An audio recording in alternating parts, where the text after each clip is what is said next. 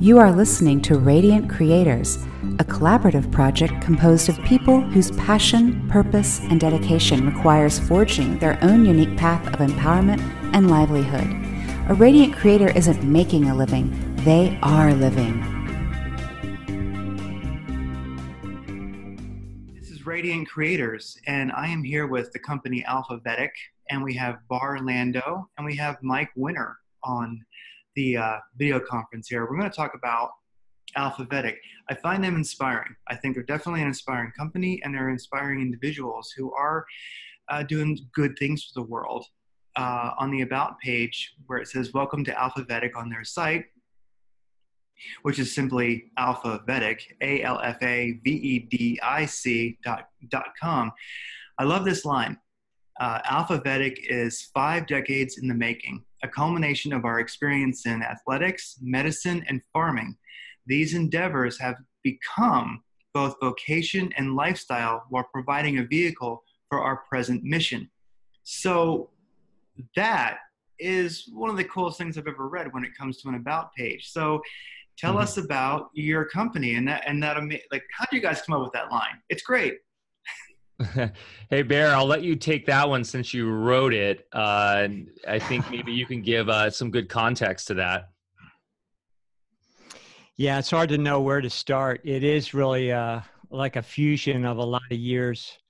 And Alfa Vedic, really isn't about just a typical company. What it is a vehicle and a larger cooperative venture. And our real passion, especially in present time, is permaculture, agriculture. We have an off-grid permaculture farm. We raise medicinal herbs. I started out, in conventional medicine, and then went back through many years of schooling, everything from 4-year naturopathy to chiropractic to studying systems from overseas and bioterrain medicine and a lot of things. But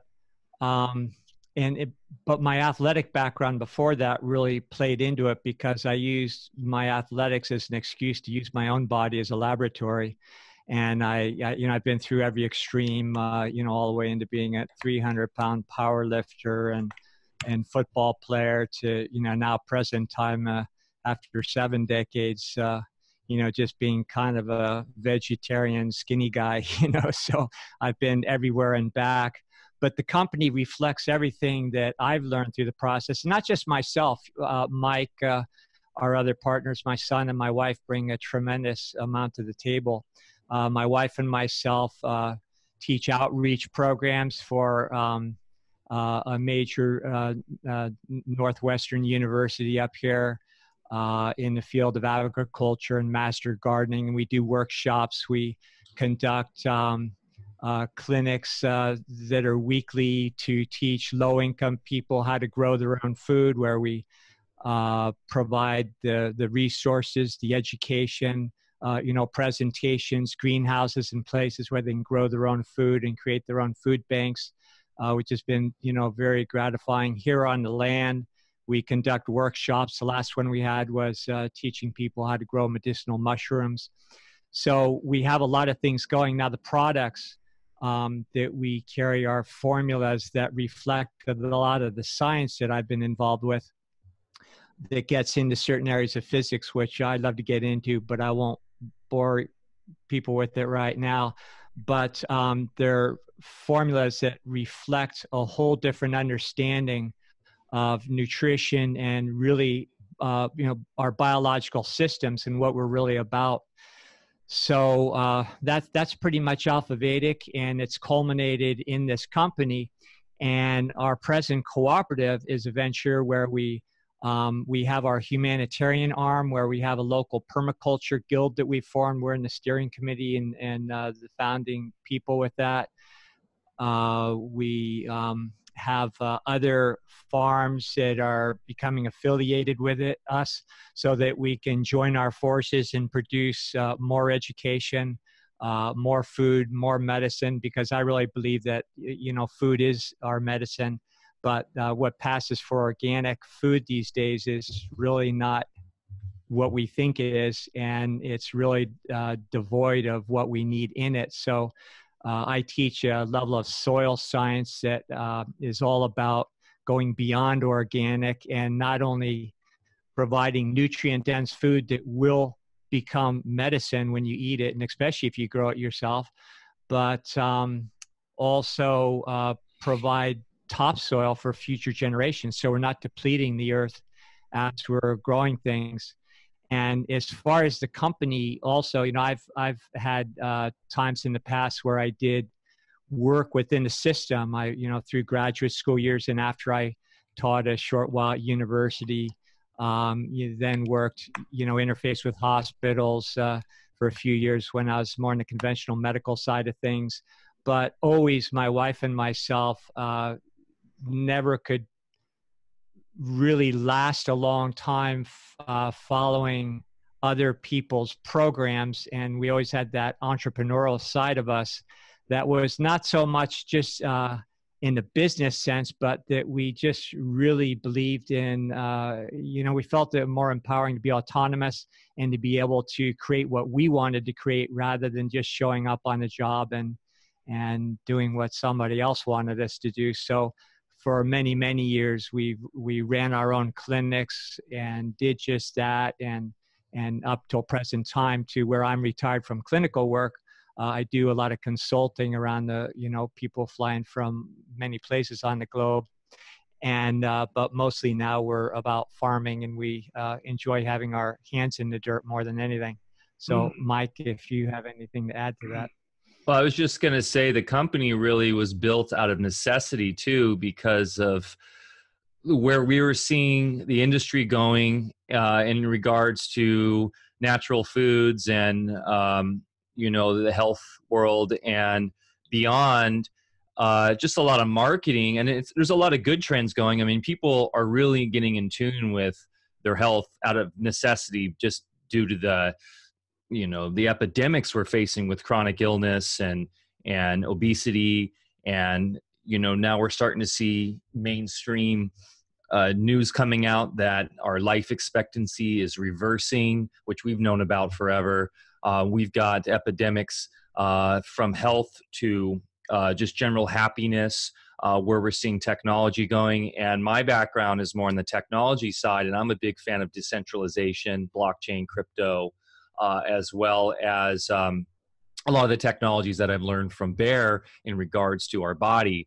And so Alfa Vedic is really a multi-generational company. We're really a family to start. I know Bear and Deb, his wife, through their son, Bryden, who's one of my buddies. And we were actually DJ buddies in college and used to go out and DJ parties in Hollywood. And I worked in the film industry and then moved to tech.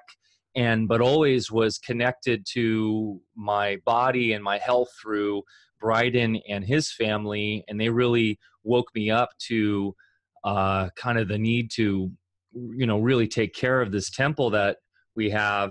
And so I was naturally drawn to them. And now I've moved my family up to where we're based, which is on the Smith River, which is very remote. The closest big city to us is about a 5.5 hour drive from here. It's very unique, United States, to find a place like this.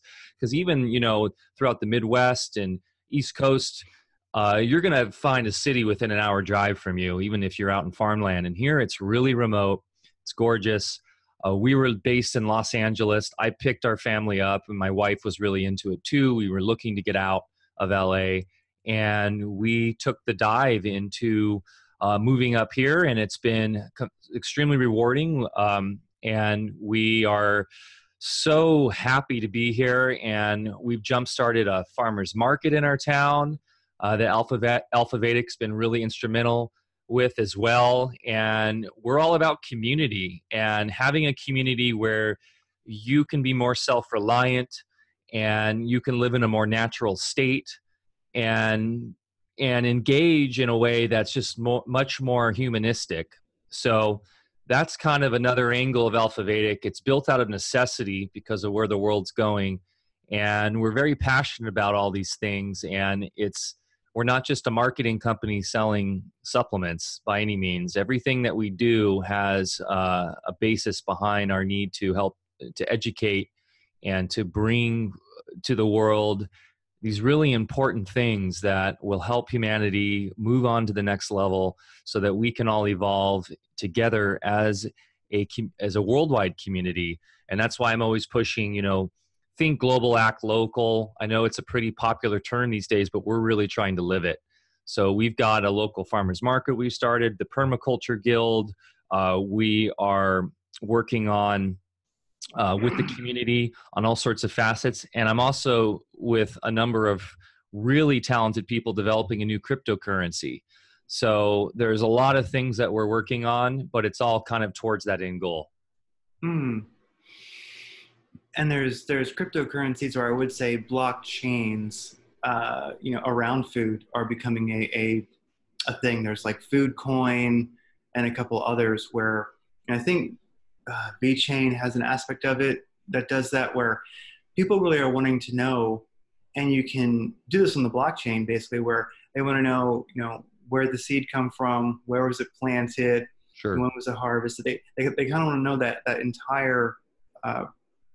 It validates the data in a decentralized means, so that getting rid of the middlemen that often sully the waters and corrupt the supply chain.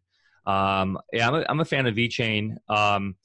It's kind of funny. We're not even really relating this crypto to the food side of things. We're actually trying to create a currency that's more decentralized than Bitcoin, that could be used at farmers markets, that is actually validating using real world experiences as the validation tool, so that we can bring humanity into currency. And we're big fans of Bitcoin, actually. Not total Bitcoin maximalists in that way, but we see Bitcoin as the mechanism for maintaining value, or kind of the gold, if you will, of crypto. But we are trying to work on a new protocol that will use real world experience as the kind of validator and the means of kind of the it's tricky to explain, but we call it proof of experience. So I've even talked to John McAfee, of all people, who found out about what we were doing and asked me to call him. So it's been quite a ride, to say the least, Wow. the last year. That would be something, talking to John McAfee. But I mean, the interview is about you guys, of course, but was he sane, or did a crazy person call? I was so excited to talk to him because I'm a massive fan. And this was about a year ago. So this was before the whole debacle he's found himself in of late, but he was extremely cognizant of the problems of crypto. He had actually tweeted around that time his idea. It was like proof of interaction or something. It was a similar concept where we're using real world interaction as the validator versus something that's more, based around computers. And he was amazing, and we had a great talk, and he wanted to help. And then he was kind of off to Europe or something. But I'm in contact with he and his CEO, and it's been a little difficult to maintain that contact through all the things he's been going through right now. But he's actually very passionate about helping humanity. He's really smart. He likes to troll, and he definitely likes to party and stuff and have a good time. But I think he's really important. I really do. So yeah, big fan of John McAfee. Yeah, he's kind of like the Donald Trump of crypto. I mean, he really is. Oh my goodness. Well, something you guys did that I really liked, one of your podcasts that I think sums up to me a lot of the ways you guys think, and one of the great angles in how you're helping people is there was a YouTube you guys did called Vegans versus Paleo, live stream discussion with Dr. Barlando. And what I liked about that is I think right now we're living in a time of extremes. I mean, easy to see out there. You see extremes of ill health, you see extremes of health, you see extremes of mental states. I mean, if you're out there driving these days, you realize there's something making people a little bit crazier than they used to be. So it seems like we're in an extreme time.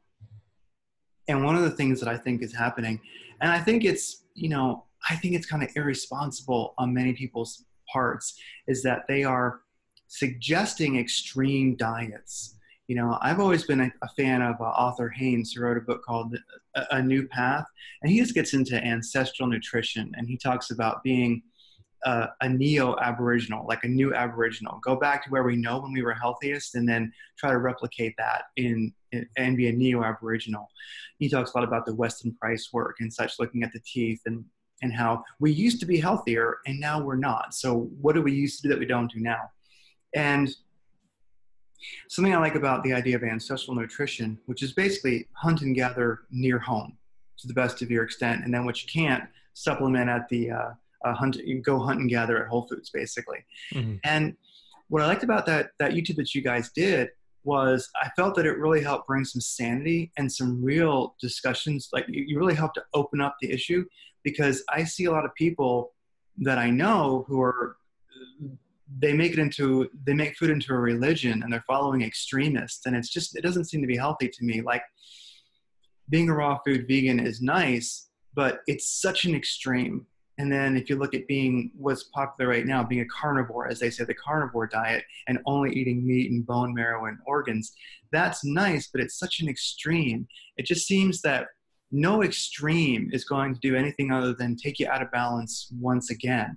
And people because I'm like 49 now, so I've had a little bit of chance to try every dumbass diet you possibly can. And, and so I've relentlessly been working on that. And I found that extremes don't work. They're not the best idea. And it seemed like in that video, you guys really talked about, you brought a lot of info in and a lot of sanity to dietary extremism, So, yeah. Well, thank you. I love hearing that. Well, think about it. Like, most people that are extreme die young, like all the people we know that are extreme athletes. I mean, sure, you've got your Laird Hamiltons and stuff, but Laird Hamilton is an extremist in the sense of his diet. So, we are very rational and very common sense in our outlook on diet. And I would love for people to watch that, because that was actually a really fun one to do. And you're right. We're dealing in a reality right now of extreme polarization, and there's really, we can explain in physics why that's happening right now. But Dr. Bear, why don't you step in on this, because you really sum this up in a great way because of your clinical history and how you've helped patients and stuff, because as you said in the beginning of this, food is really everything for health. And these extremes that we're seeing right now in society are really caustic and damaging, and we try to bring a little bit more common sense to this topic. So in the early 70s, I read a book, and I was, back then, I think I was working in emergency services back then. And it was a metaphysical book, and it was very popular at the time. A lot of people still know about it. It's called Seth Speaks. And without getting into that book, which was very interesting and confirmed a lot of the old metaphysical teachings from the Rudolf Steiner school, and a lot of things that, we still apply these principles to agriculture and medicine to this day. But in that book, Jane Roberts, who was channeling, I suppose you'd say, Seth, asked him, so what does this particular food do to your body? Because she was really interested in tackling the nutrition angle with Seth. And Seth simply stated, it'll do whatever you think it'll do. Mm. Now, all these years later, with the study of some of the other things we talk about a lot, which are pure science. Of course, the science that I was not able to learn in my pre-med and med school, but the science that I had to learn through a lot of great minds through private channels, that it verifies not only the truth of what they were projecting, but also a lot of the untruths that I was forced to learn in my education. We can, in fact, explain that Seth was right. Food will do whatever you think it will do. Now, that doesn't mean that, you know, you can thrive well on a diet of Skittles and RC Cola, but at the same time, those things represent an energetic frequency, if you will. And food, what I like to tell people, is more of a reflection where you're at. So if you are polarized into a particular extreme, you might adapt one of the favorable diets. You might be, you know, in the militant PETA, or you might be a militant paleo. And that's what we see happening right now. So we could have an amazing discussion just on the metaphysics of food and what food really doesn't do what we think it does, because we are, in fact, not what we eat. That's in one of those old sayings, you are what you eat. That's not true at all, because that would then bring us back into the realm of the materialistic reductionist science that has created every problem and illness that we face on the planet right now. And in fact, when you understand the human consciousness and our role in our own creation and our entire reality, you understand that we have everything to do with that. And we have been really purposely separated from that empowerment. And that's another whole story why. But so whenever you go into for instance, you are what you eat, now that's becoming subservient to something external. That means we are a victim of this, of that, and that we're going to somehow find the answers outside of ourselves. Real medicine, real nutrition is understanding yourself first, and all the great ones from the Pythagoreans to the Asian medics and everybody in between, you know, the great European tradition with people like Steiner, all reflected that same truth and also gave much validation as far as why that was so. So let's go back, though, to the realm of nutrition, because that's probably where you want to go with that. Let's take paleo. I think, Mike, next week, correct me if I'm wrong, but I believe we're going to get into a discussion about germ theory and different aspects of our present beliefs in biology and microorganisms and their role in our health and disease.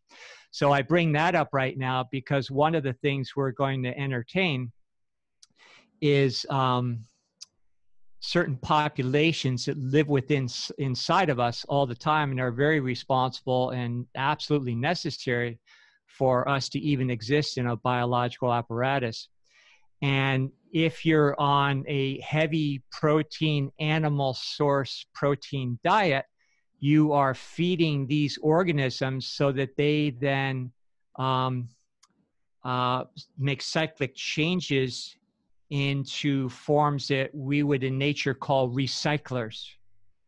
For instance, when you take a walk in the forest and you see a lot of creepy crawlers around an old dead carcass devouring it, those are nature's recyclers. And nature has an unerring, predictable system that works the same on every level of reality. That old, you know, if any scientist wanted to prove his worth or to really understand science at the deepest levels, he would get that old saying, as above, so below, because that's the most scientific thing once you wrap your head around it.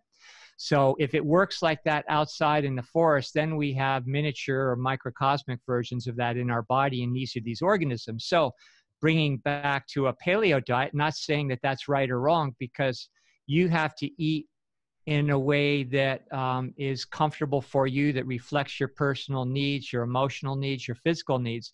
And you don't just jump into any radical diet on any side of the coin, because either one is going to bring you into changes that you have not accommodated on the emotional level, physiologically, enzyme level, you know, within your system, and you won't thrive well. So what I've learned in 40 years of clinical medicine is that you have to understand where you're at as a practitioner. My job was to understand where people were at and meet them there.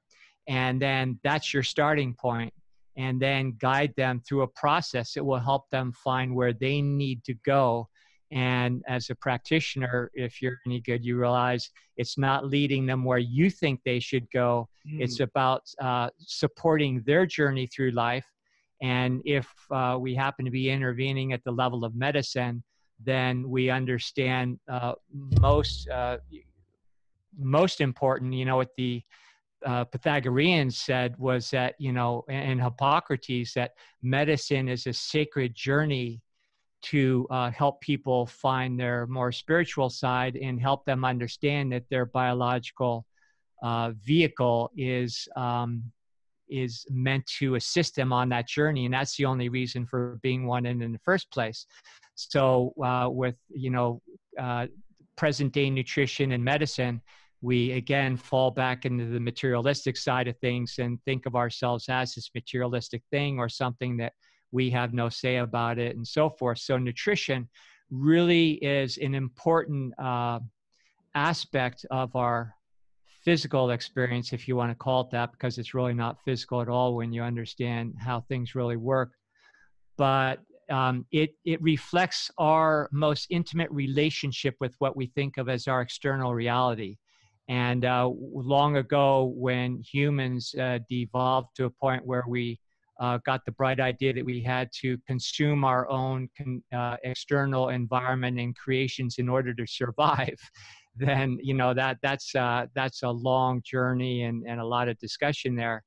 But food runs deep in our DNA, and we can effectuate a lot of change with exploring diet and our relationship to what attracts us in different foods and what needs it fulfills. But again, if you just jump into the latest fad, you're really not going to find the way, or it's going to be temporary. And I already have people that, have been vegetarians and they didn't do it right, or they did it prematurely. And then they jump into paleo and, I feel better. And now a lot of those people are saying, well, now I'm having other problems. And let me finish on that thought with the microbes. So sorry, I'm going all over the place. The microbes in our body that will respond to a heavy meat diet, for instance, will, and I watch this under the microscope. People say, well, how do you know that? Well, I watch it under the microscope, and I've seen it happen thousands of times with my own eyes. So, what I'm sharing with you isn't conjecture, because I don't like to do that. So these organisms will change into recyclers. And then if that happens prematurely, then you're literally recycling your body while you're still alive. And so there really is something said about wherever you're at in present time, whether you eat, flesh foods or not, start using a more intelligent approach and use them judiciously, and understand it's a transition, and that maybe in the long run, not only physically will it be cleaner and promote true longevity if you do it right, and properly, but also on other levels, you're not going to lower the bar, as far as your perception levels, that will really give you the insights that you're here inhabiting this physical body in the first place to gain. And a lot of heavier foods with the frequencies, especially in flesh foods, do that. They dampen the bandwidth of perception. And that's again, another discussion. So I'll stop there. And I was going to say, personally, recently, I've been really experimenting with a lot of micro fasting and just not eating.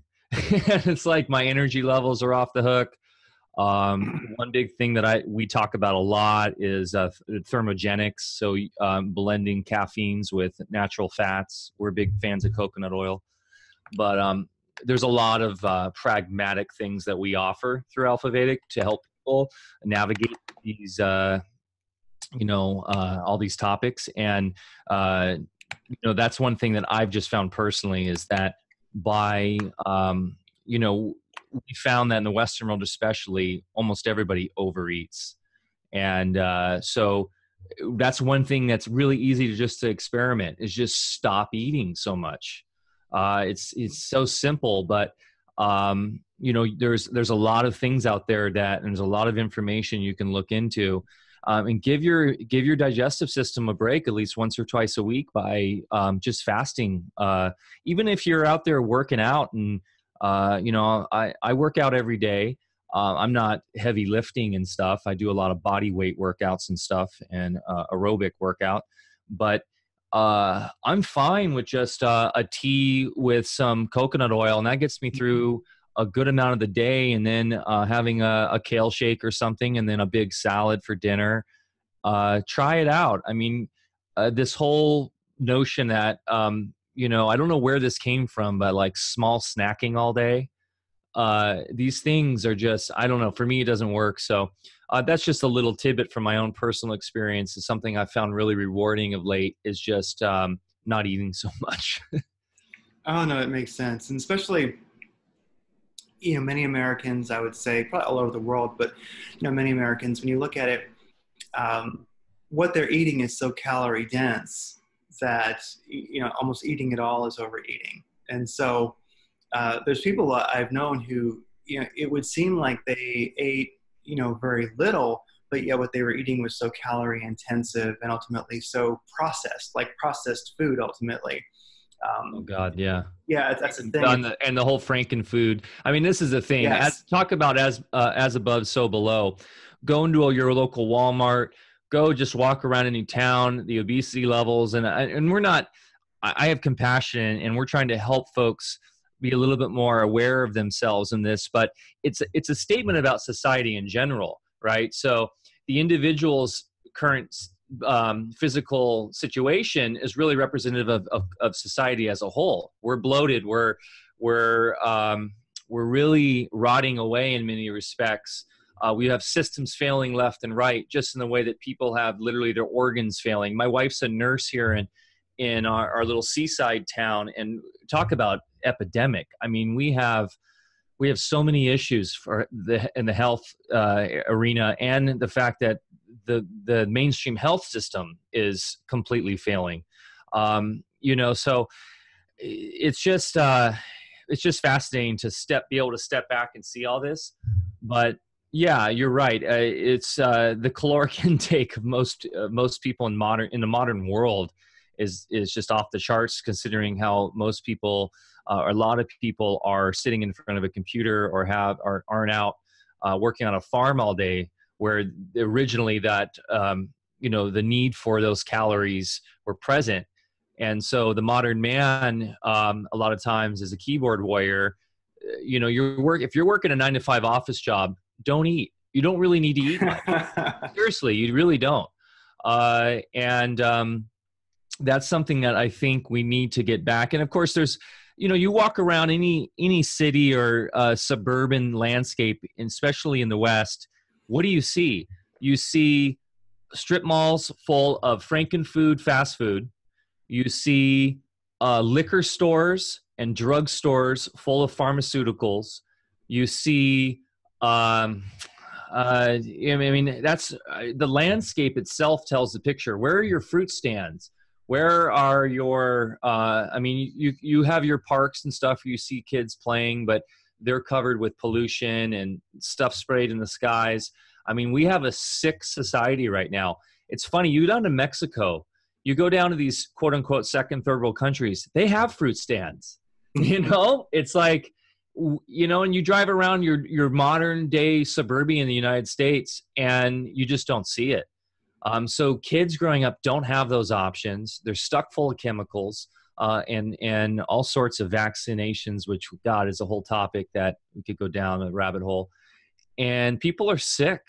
And we're trying to, just spread education and get people back to the natural order and understand these things so that they have a chance right now, because things are pretty dire.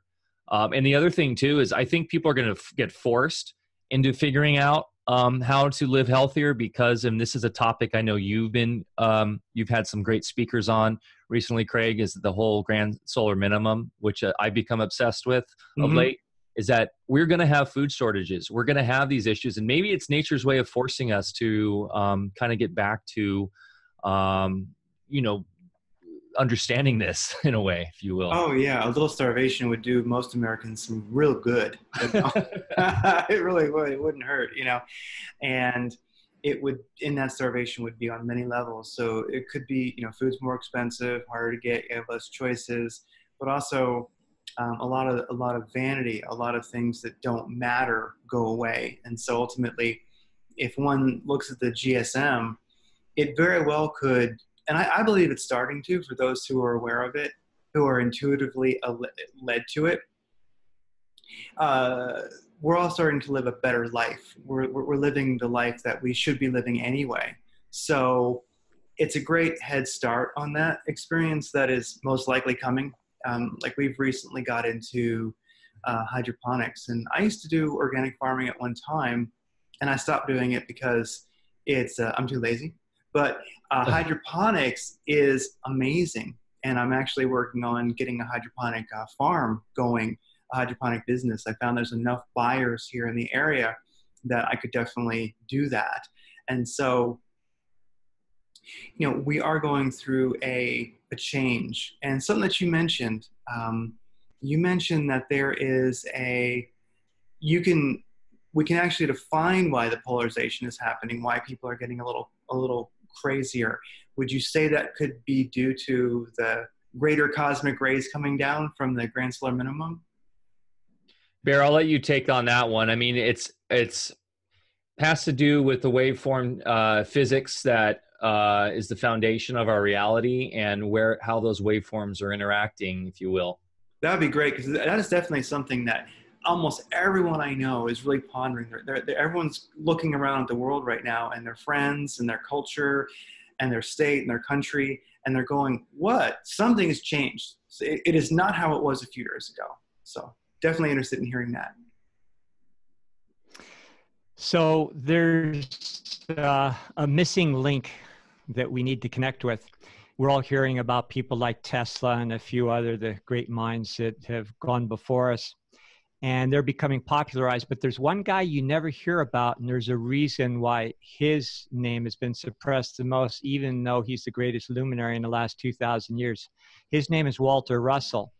Now, Walter Russell laid out a complete cosmogony, not just theoretical, but actually much of which was adapted in conventional science as we know it today, relative to the periodic table of elements. And he's the one that found the transuranium elements, and he called them differently. They plagiarized his work, and then just changed the name and things. But he's been way ahead of the curve ever since. He's not around anymore.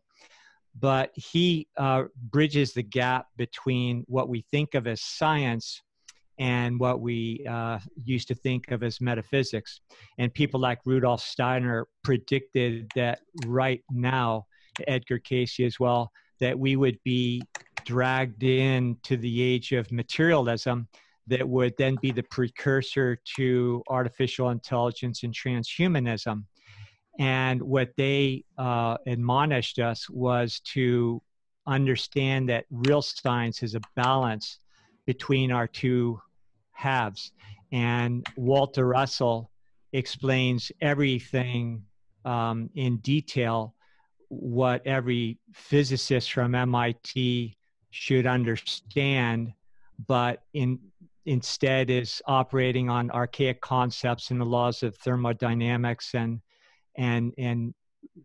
just really coming up with lame things just in theories just to keep the same narrative going, even though different parts of the narrative are completely contradictory. And so what Walter Russell did was he helped us understand that on a pure consciousness level, which is us, and of course, a grander consciousness that we are all part of. You can call it whatever you want. These aren't religious concepts, what we would think of as more spiritual. But spiritual, again, is not meant to be mystical. We've been taught that it's something aside from ourselves or something mystical, when in fact, there's nothing that's not spiritual. So he explained the dynamics of how thought creates a polarization that gives ideas on the level of consciousness the ability to create the resonant fields and geometries that then outpicture into what we think of as this simulation or our physical reality.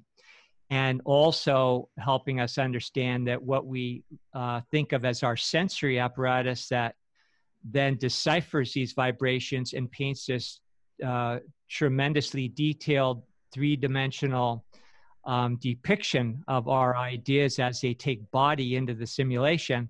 He explained exactly how that works. So what science has done, it is deliberately taking us away from the place where we put those electrical forces in motion in the first place, and has inverted our consciousness. So we're solely hypnotized into the after effects, the light show, so to speak, as Walter used to call it, that are the polarizations of light that create the resistance factors that then, will interplay with our senses and give us the feedback as far as what kind of thoughts and emotions are behind our creations, so that, we could learn from the process, from the simulation. So to go back to, well, why are things so polarized? When you understand these same concepts of polarization, there's two things going on. And again, we have to go back to as above, so below. When you look at larger solar events and solar system events, you would see that the same spiraling electrical forces are creating in the identical fashion, big and small. And they go through predictable journeys through a number of octaves and tonal fields in each octave. That's where you have to get a little bit more fancy into the physics, and it's fun for the nerds out there. But for everybody else, it's a journey. And, you've probably heard that term, the precession of the equinox, which is that 26,000-year cycle that our planet goes through. But just like microscopic events in our body, the solar system is now rounding the bend. And when it does that, it's going to jump an octave. And so when it does that, we are literally being exposed to different, we'll just call them cosmic rays for lack of a better terminology right now, but that's exactly what they are, that interplay with our consciousness. And what happens at that point is people on ground level here are also polarized into two camps, where some people are just saying, I think there's more to this than meets the eye. And they're kind of in it for the adventure, and hey, this is kind of fun. And then there are other people that are freaked out, and they, for whatever reason, on the level of the soul, are not on board for radical change. They just want to make believe that their 401k is going to carry them through and everything's going to be fine. So that is a polarization that's happening, and that is in fact widening the chasm between those two polarities, because some folks are dragging their heels and they aren't going to go along with what these larger rays that are entering our atmosphere right now are really forcing us to choose, actually. So it's that old kind of saying, faith or fear. And again, not going into a religious concept, because that's not it at all. But some people are allowing, or at a deeper level, ready to jump octaves, just like the planet itself is doing, just like the solar system itself is doing, and go to that next level of experience. And then you have, and then some aren't. So then at the same time, you have forces on this planet because of even greater levels of fear. And we can look at the central banking and and all the the cabals and the governments, which are nothing more than criminal organizations. We can say, oh, they're the bad guys, even though we far outnumber them. But they really aren't the bad guys. They're just the people that are more fearful than the rest of us put together. I know in my own life when I identify control issues, and over the years, that's kind of stupid. And it's kind of a burden trying to do that with other people anyway. And why the hell would I even try to control someone else in the first place? It's because of your own personal fear. Now imagine these cabals, these handfuls of bloodlines and people that have a need to control the entire planet. That's a lot of fear. So if anything, these people, rather than be seeing them or viewing them as powerful elites, they're really pitiful creatures that are afraid of their own shadows. Otherwise, they wouldn't even begin to go down the path they've gone down.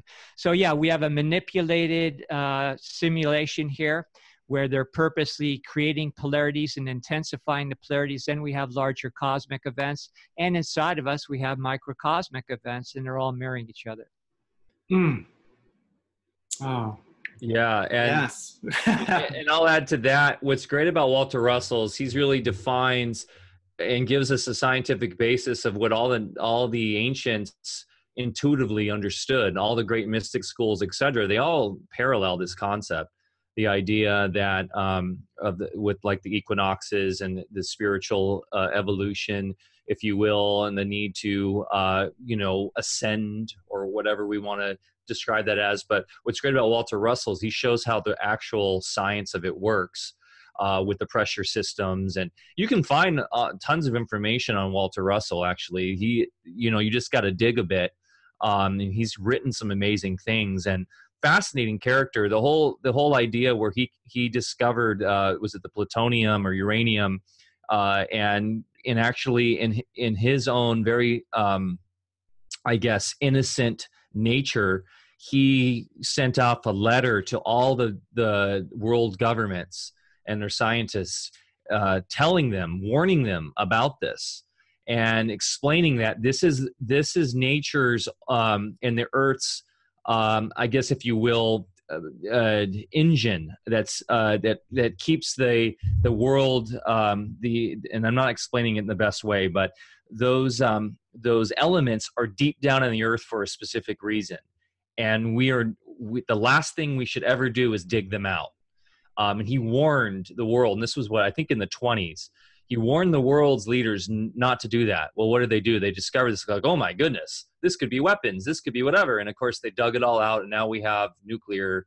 And he actually, it's a famous writing.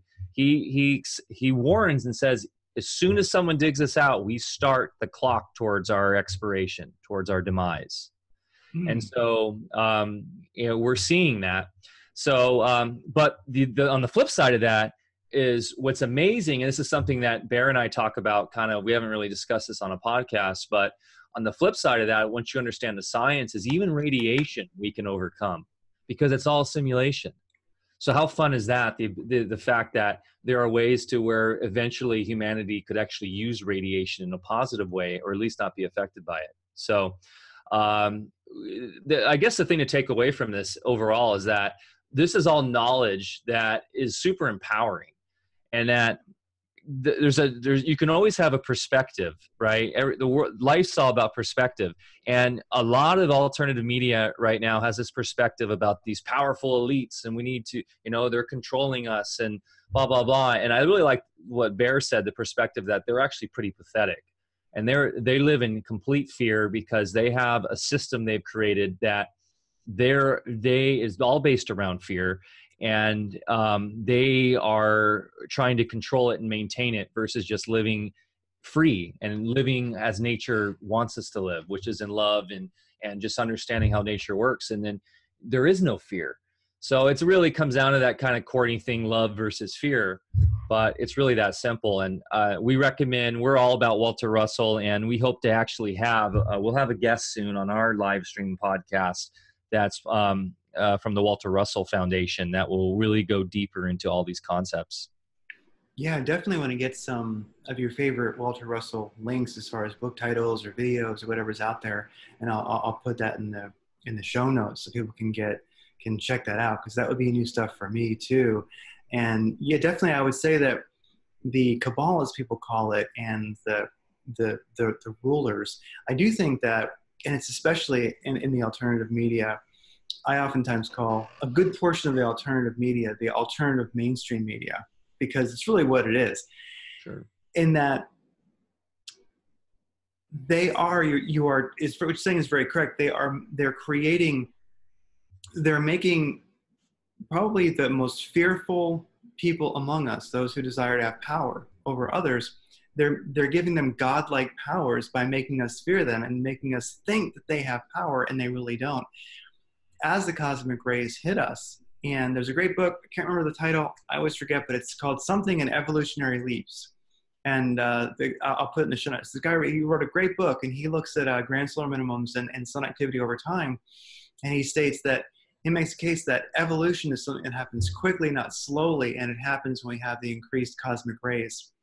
And so people are either being pushed into awareness, they're riding that wave, or they're crashing. And so I definitely would say that the world governments, and we can call it the cabal, empire, deep state, whatever you want to call it, really, their legacy humanity, they are those that have decided that they are not going to go 4D. You know, they are not going to grow. They're not going to catch the wave. They're not doing the evolution of consciousness thing. They've made their decision, put their line in the sand, and they're saying, and by the way, humanity, you won't either.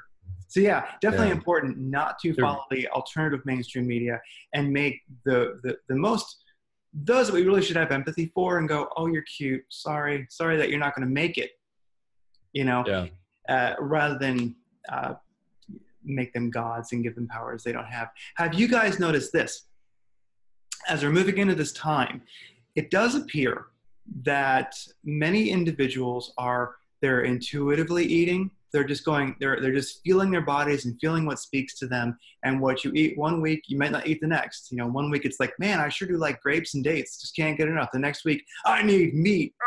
It seems like there is the aspect of intuitional eating that you guys had touched on in that podcast earlier. And it seems that people are starting to intuitionally eat. Maybe they're just realizing that all these extremes have never served them. So they're listening to their body, because maybe for the first time they are feeling their body. They're hanging out with it. They're creating a body relationship. And if we are going into this period of greater cosmic rays, then it would appear that through the intuitional eating, and also through a new interest in health that we're seeing, like all the products you guys are making, that people are getting their bodies ready for that. What do you guys feel about that? Yeah, I mean, there's definitely a massive trend towards, really more advanced alternative health products, even and you see it a lot in what you're calling the mainstream alternative. I mean, look at most of the sponsors, and that's a powerful, positive trend. It really is. As far as intuitive eating, I think it's even bigger than that. I think people are starting to just get more attentive to themselves. You're seeing a big boom in like Zen meditation, yoga. A lot of the East is now kind of interjecting into the West.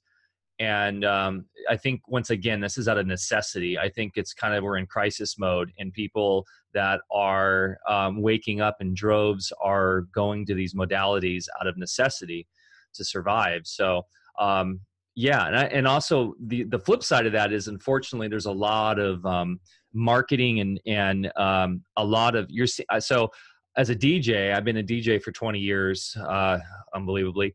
And so I've been very much active in what was once the rave scene. And now that's kind of progressed into the consciousness festivals movement, which is really cool, because the rave scene back in the 90s, that was fun because it was very like it was kind of like punk rock, where it was like, we're going to go throw renegade parties, and it was very anti-establishment, but it was also highly infected by drugs, and there wasn't a lot of consciousness going on there.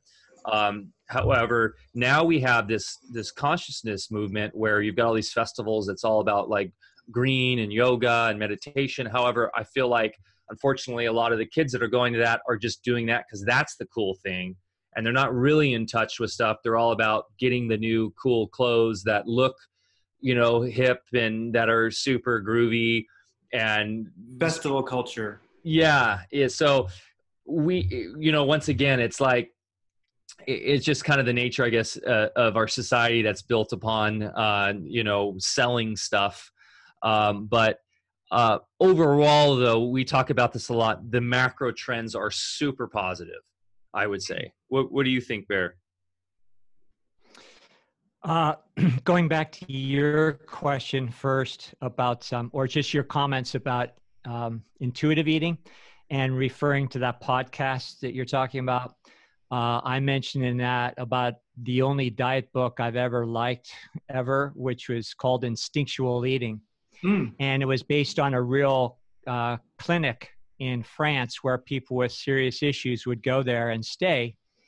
And similar in some ways to some of the other clinics like the Hippocrates Institute or the Gersten Clinic. But their whole thing was that you would have like a smorgasbord of food, you know, that was always out there and it was in its raw state. But whether you cooked it or ate it raw, you did one thing, and that is that you smelled it. And if it smelled good, you ate it, whether it was a raw egg or whatever. And again, whether you ended up cooking it or not was not the point. It was getting to use your other deeper senses to just say, okay, does my body really want this? And, you know, since I've been in this game for a long time, I've seen every diet under the sun come and go.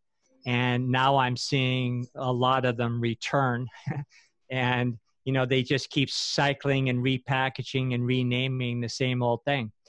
And then in my own journey, because in earlier years, I had different kinds of goals. For instance, in sports, okay, it's football season, so I have to perform in a certain way. Okay, now it's off season and I'm to be in weightlifting events. Or when I retired from football, now I was in, you know, martial arts, full contact, fighting kind of events. And I needed different kinds of bodies.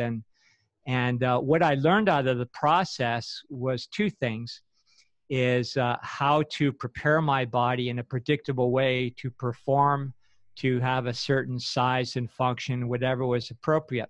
The other thing I learned along the way is that the more experience I got, and I was always a big fan of being real meticulous, getting things down on paper first, and then going to the gym and, you know, in the grocery store second. And, then I'd implement it. But the further I got along, I noticed that my body literally started going through physical changes way quicker before I even got to start implementing some of my programs that I would sit down and outline. So the light bulb came on in me that, oh, this just isn't about physical things. This is about, okay, I've had some experience, done this enough, and now actually my intentions were manifesting even ahead of what should be happening physically, because I didn't even, get to put my time in that should produce those results, but I'm already starting to go through the physical change. So that kind of made me think. I don't know if that makes any sense to you. But the other thing I understood, I'd still follow through with the program with, the eating and whatever training I needed to do. But I also, in the long run, when I started hitting 40s, 50s, 60s, I understood very clearly that fitness is not health.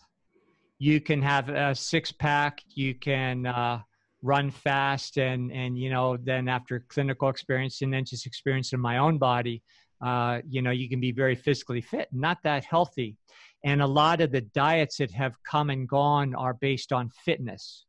And YouTube now is, of course, full of fitness gurus and all, touting their diets. And, like Mike, you said, small meals throughout the day. Well, I used to do that too, way back when, because the idea was having frequent meals and you're always getting nutrition and, and then that's going to give you your ability to gain muscle mass and impress people when you take your shirt off. But then years later, you've burned out your gut, you've exhausted your enzyme systems, you've been a petri dish for microorganisms that have been feeding on undigested food for decades, and now you've got all these problems. So, when you get to the stage of the game, and I don't think of myself as old, even though, I'm around the bend on the other side there. you look at things differently, and you realize, no, it's about how you feel. It's about the quality of your experience. Yeah, you want to be physically fit. You want to be able to go hiking without losing your breath and having good muscular tone.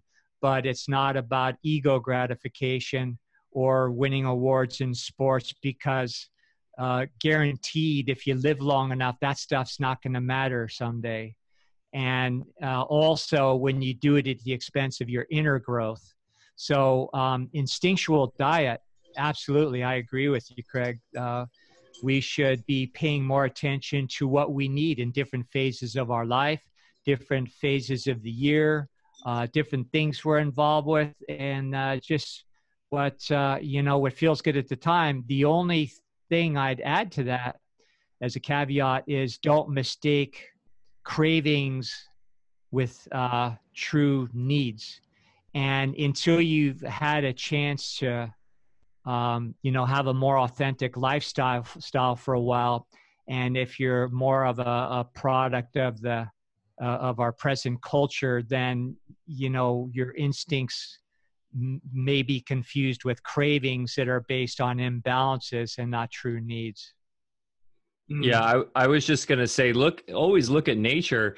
Look at, if you have a dog, what's the first thing a dog does when you have a treat? It smells it, right? And then it's really simple, really. In going back to your notion there about that clinic in France with the smelling, that's just very common sense, but it's a great concept. And if you just look, that's what I always kind of go back. Look at nature. Look at it. Look at your dog. They'll smell something. Oh, okay.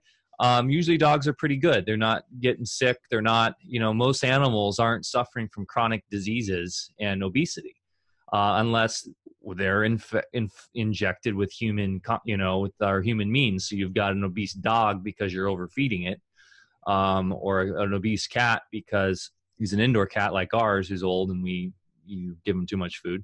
But if you look out in the wild, you're not going to see a fat cat usually strolling around out in the wild. So, and then in Asian medicine and Ayurvedic and biotrain medicine, take your pick. When you see these products of our culture now, not demeaning them at all, they're unlimited spiritual beings, just like the rest of us, but they're choosing to manifest differently, within this plane. We would call it in those disciplines congealed chi or stagnant chi. More simply put, our culture is collectively constipated. And, when you see just a density in the body, what it's really telling you is that things are stagnated, things aren't flowing, and it represents the consciousness. So I always default again back to, rather than looking at diet as the thing that's going to fix us, more introspect why we tend to choose certain dietary practices and lifestyle practices, and understand what that says about us, and in a non-judgmental way, love ourselves unconditionally, but just say, okay, that's interesting. Now, wouldn't it be fun to just explore that a little bit, and maybe using things like diet and lifestyle to, see if that can reflex back on the other end of the hydraulic creative pump that Walter Russell describes, as far as how we create things in the first place. And those things, those practices, if done in the proper mindset, can reflex back and really get you more in touch with unifying your mind and your body, or your spirit and your body. Because the problem we have, which goes back to the polarization issue, is that we're highly schizophrenic right now, and we don't understand that the whole division that we created with electrical forces with our consciousness in the first place was in order to have a simulation and an experience, but not allow that ourselves to believe that that separation is us, and really become schizophrenic over it. And that's an electrical device that we use. So we have to get back to the understanding and the knowledge. And Walter Russell explains, and I've put this to practice in medicine and my own lifestyle, and not pretending to be in any particular place, but as far as my own journey, it has very practical consequences and provable results.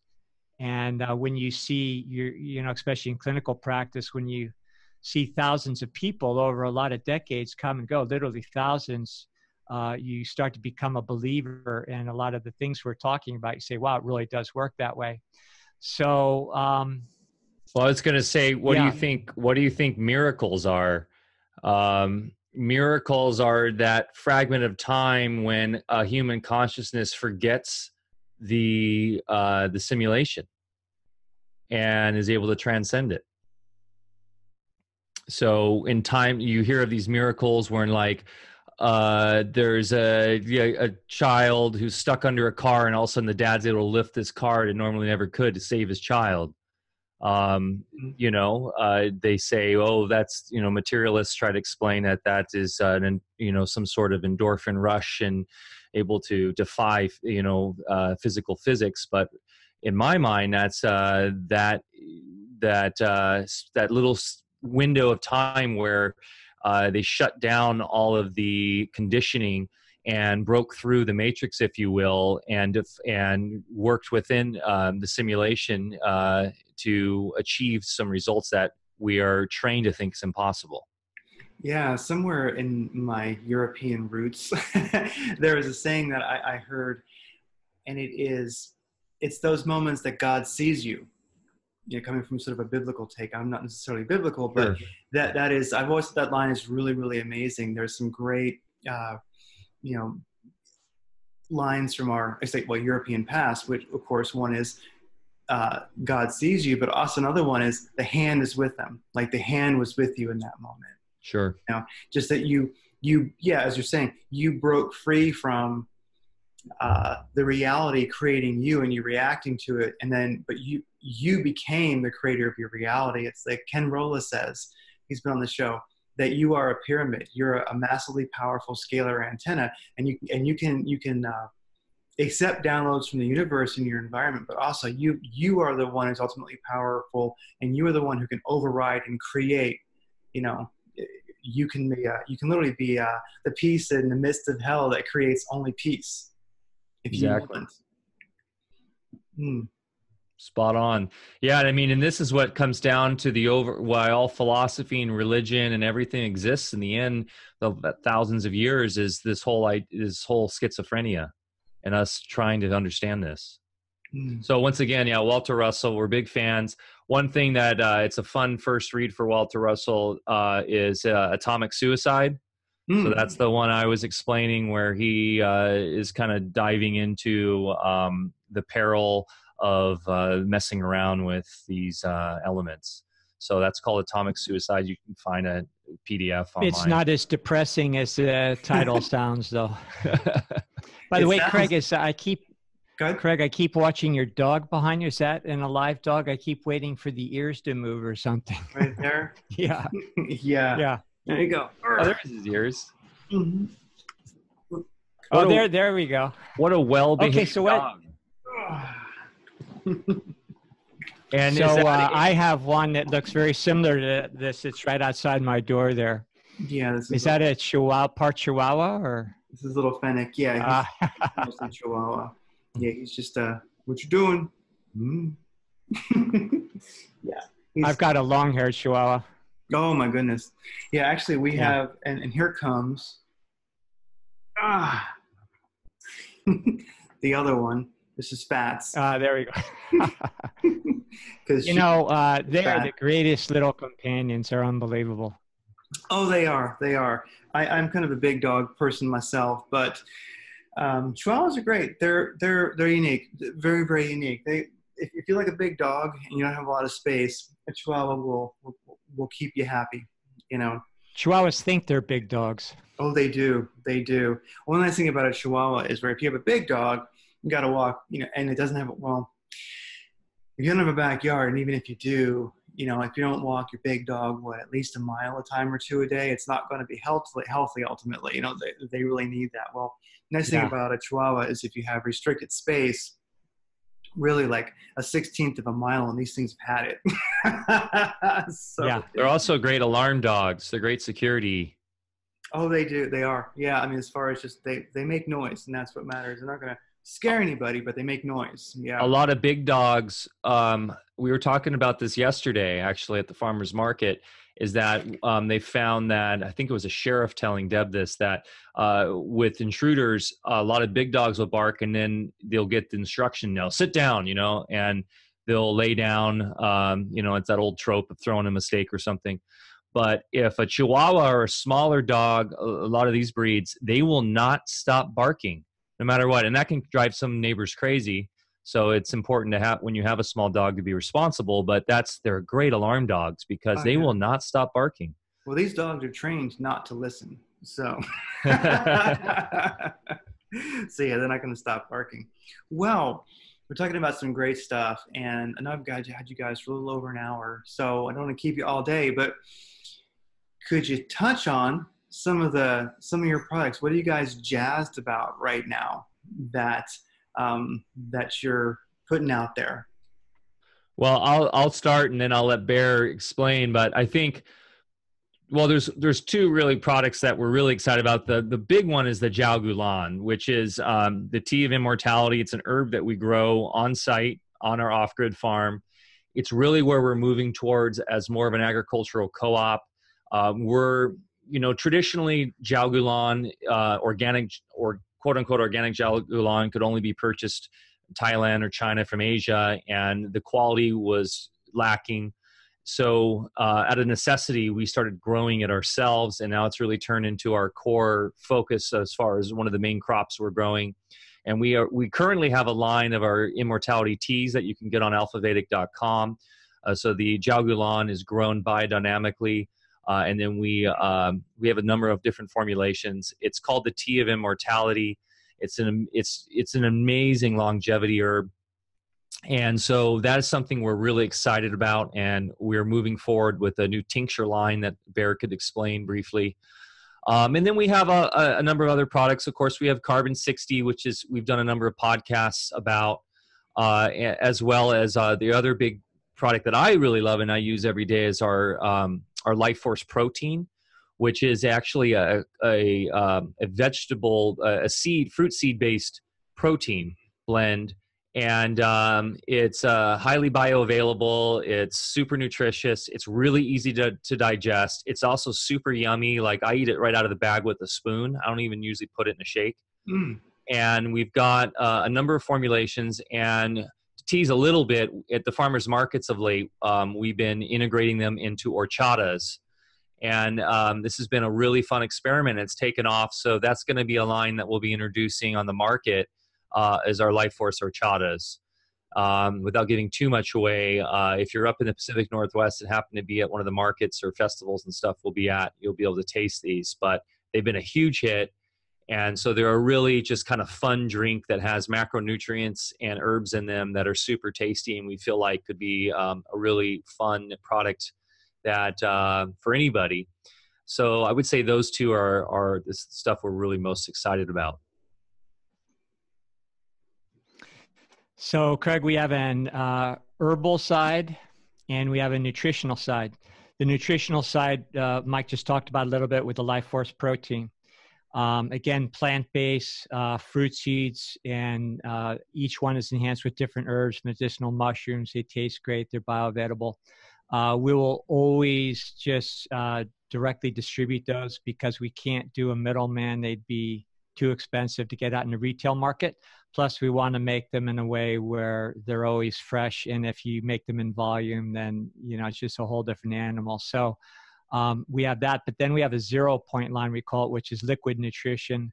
And those are a number of different formulas, 10 in all, that, all mineral based. They have a humic base, which in the old Ayurvedic system, they used to call that Shilajit, which is their supreme tonic. And it's important to get those kind of pre-digested minerals, which Shilajit represents, because they will then, if you're deficient in minerals, which most people are these days, even if they're supplementing and eating organic food, then those receptor sites in our nervous system get taken up with heavy metals and other things that, you know, really bring problems. So the other thing those have is transitional elements. Now, I worked with a soil scientist back in '90 after this gentleman first made this discovery of what he called ORMUS, and you might have heard of that, orbitally rearranged monatomic elements. And that's a name that's modeled after conventional periodic table of understanding. And when you get into Walter Russell waveform dynamics, you realize, well, the elements, just like the microbes in the body I was telling you about, where they're in one form and then you feed them a certain way, or conditions change in a certain way, then they go to another form, another form, another form. So there's no such thing as a single microbe that's an entity in nature. They're cyclic in nature. And the same thing with the elements in the ground. And with this, what I found out from this gentleman is that these transitional elements used to be very rich in water and soil, but they're very rare now. So we have a way to concentrate those. And the elements are, think of it as a physical chord or a musical chord where you have a, you know, maybe a fifth, you know, and you have all these, the keynotes, and then all the harmonies and the music in between. Those are the informational fields. And even though your ears pick up more on the keynotes, all the stuff in between is the really good information that makes music tick and makes us feel good. And the same thing in the world of elements. So you can have elements that we recognize on the periodic table of elements, but you don't have those transitional elements. And these transitional elements that used to be abundant, they used to train our nervous system to be like a superconductor. And what that means is that our nerves actually have the ability to conduct information much quicker than at present in the average body. And also, I see with your, it's funny, you've got one creature looking over your shoulder there, cracking me up. So anyway, these transitional elements, when you start getting them again, they make your nervous system more efficient, and also taken over a period of time will develop a tendency where your body needs less input in order to derive its energy needs, because it can derive its energy more directly. And this is a fact that will sound astounding to a lot of people, but humans and all living things actually derive 70% of their nutrition direct from the atmosphere. And what we eat in food actually is a crude way to convert foodstuffs into energy that then is used to jumpstart to get to the place where we can extract energy and nutrition more directly. Now you say, okay, come on, how the hell do you get calcium out of the atmosphere or some element? Well, then you have to understand more about the real physics and the fact that there's nothing physical, and that these are all informational fields that then appear as physical. So everything is conveyed through those informational fields in an electrical, non-physical form, whether we believe it or not. And that could get you into areas of, you know, breatharianism and everything, which I don't recommend anybody. You don't want to starve yourself or you know, but go there off on some tangent. There are folks that do it. I mean, breatharianism is real. That's something that's going to be a future talk we're going to get into. And I might even have a guest on working on for that. So that's a really fun one. So the 0 point element line is all liquid. So it's assimilatable, different, you know, enzymes, vitamins, minerals, and things. And with the transitional elements, the thing that is my biggest passion has to do with our farm. And we grow a lot of things, many medicinal herbs, but the one that we're really keying on more in mass production is the Jiao Gulan, because, you know, in herbology these days, everyone's saying, oh, adaptogens and longevity herbs. But as a real herbalist, you know, you understand about keeping things in balance. So if I tell you, Craig, to just start taking a bunch of adaptogens, drink ginseng tea, you know, every morning, or any particular herb, depending on where you're at yourself and your present state of balance, it might be like whipping a tired horse or throwing you into further imbalance. The thing about Jiao Gulan, it is a true adaptogen. And what that means is it's an herb that helps your body adapt to all the stressors that we face these days. but it's in more of a balanced package that isn't going to burn you out. And we could talk at length about all the things that it does and the reason why they call it the herb of immortality in Asia, and why they say, well, it's like ginseng, only way better. But without getting technical about it, we have our teas, different blends, and then pure bulk Jiaogulan, which we'll be releasing because we grew enough of it this year to do that. And then we're doing tinctures. And just a final note about our tinctures. We don't just grind up herbs and then, extract the elements in alcohol. What we do is a true old world alchemy.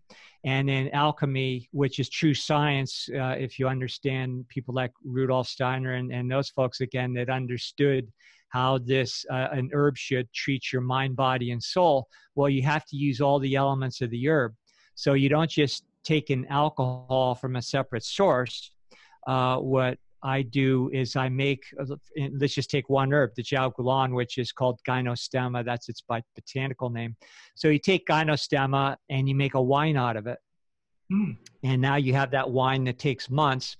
And now you distill it so you get the pure spirits. Now you have a concentrated alcohol from that wine made from the herb that you're going to make into a tincture. So you're actually using the alcohol made from the herb that you're going to be extracting in the first place.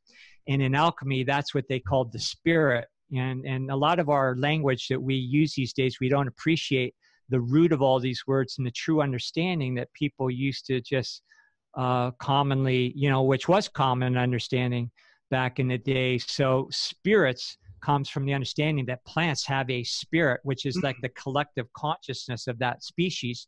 Just like people, our spirit is the spirit of humanity. And then we have individual souls, which record the, our individual journeys and allow us to have an individualized presence. So the same thing in the botanical world. Okay, so now we take that alcohol and we extract the essence, just like you would do with any alcohol when you're extracting or making an herbal tincture. But then we have a way of highly concentrating it, and it's a different process that I won't go into. It gets lengthy. And then finally, when you take the exhausted plant matter, you don't throw that away after you've made your extract. You reduce that to an alkaline ash mineral. You separate the water-soluble part. Now that has all the pre-digested minerals. That's the body of the plant. And that has tremendous nutrition in it that's very unique to that botanical species. So our tinctures are all three, where you've got the spirit, the essence, and the body of the plant.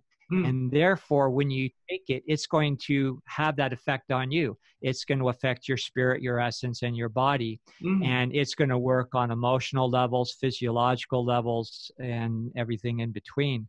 So that's my bent, in that I just like playing mad scientist and growing things. And I would also say that as an herbalist, I really believe you don't know an herb unless you've grown it.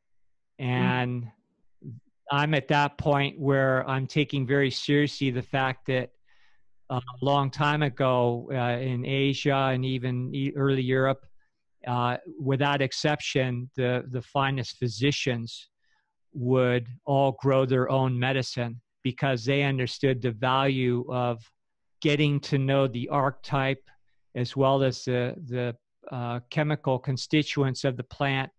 And they knew that they had to grow it, prepare it, and administer it. And it's going to have a whole different effect versus going and buying an herbal tincture, from wherever. So the farm, we get to employ our permaculture techniques. We get to use this farm as a prototype to have workshops and make it educational, and then also use all of our operations as not just a physical prototype, but a prototype on how things really work in our electrical universe that will bring us back to ourselves as the progenitor of everything in the first place. Wow, that's amazing. So I would say, everybody, go to alphavedic.com and buy stuff. You know you want to. So, wow, this has been great. This has been great. I mean, better than I even expected it to be. Better than my expectations were. It's been great hanging out with you guys. And it feels like what it really was. We just hung out and talked about amazing stuff. That's perfect. That's like the perfect interview. And any closing thoughts you guys have? Well, I was just going to say, Craig, if you ever want to make your way out here, we would love to host you. We live in an amazingly beautiful place. I live in Little Town, about 650 people, that is in the middle of the Six Rivers National Forest. It's famous for fishing and hiking. We have the Redwoods about 8 miles from me, where they shot Return of the Jedi. And so where the Ewoks hang out. And it's a famous watershed for kayaking, steelhead fishing, and then where Bear and Deb are, where our farm is, which is just about as the crow flies over the hill, just about 10 miles from us. It takes a little bit to actually drive there. They're in a majestic, on the South Fork of the Smith River, in an off-grid area that is just unbelievable. So we would love to host you if you ever want to make your way out here from the desert and experience this area. We highly recommend it. It's pretty amazing. And you guys are you in Oregon or in Washington? So actually, we're technically, unfortunately, in Northern California. We're both about, I would say, 10, 12 miles south of the Oregon border. So we're in the lower Pacific Northwest. We're in a county called Del Norte County. It's a county in California that nobody knows exists. And so we're about 2 hours north of Humboldt. So we are in a very unique area. Oh, yeah, it's definitely a beautiful, beautiful area. I know where you're speaking of. Oh yeah, we will be there to visit. That would be absolutely fun. We'll do a show on location of all the amazing stuff. That'd be cool. Nice. Yeah. And Craig, thanks for having us. This was really fun. I really appreciate you having us on, and great getting to know you a little bit. Oh, and absolutely. your creatures in the background. Oh yeah, absolutely. Our pleasure, absolutely. And here you go. Say goodbye, Fats. Oh, all right, you guys take care. Thank you so much. Thanks. Cheers. You too.